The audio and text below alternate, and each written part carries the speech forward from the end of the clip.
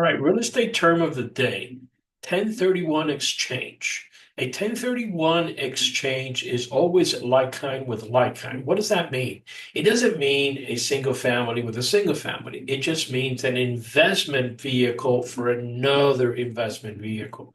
You could sell a bowling alley and buy a golf course. You understand? It doesn't matter. It's just one investment vehicle for another investment vehicle. All this is you're allowed to take the profits from one investment and put it into another investment. However, there's certain parameters you need to follow. First of all, you must identify the property that you're going to buy or properties that you're interested in within 45 days. You don't have to buy that property within 45 days. You could have a list of properties. Hey, I may choose this one, this one, this one, or this one. I'm not sure. I'm looking at all of these properties.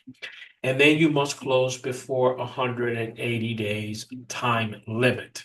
So you could take your time as long as you identified it, you buy it, you close, you move all the money into the new property, and then you get what is known as a tax defer, and you don't have to pay taxes on the initial investment that you sold.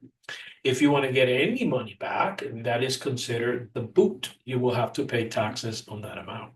What happens if you don't pick one of the ones that were on the list? Well, guess what? You now have to sit and wait for the 180 days term to come at full, and then you will be refunded the full amount that you put in the 1031 exchange, which means you're now you're going to have to pay taxes on the entire amount. For more tips and tricks, please follow me on my website. And if you're interested in getting Smash the Agents or the Broker's Exam, it's only a $53 value. It took me 5 years to write. You shouldn't have any issues passing the test. You got to study, though. It's not going to be given to you. Till next time.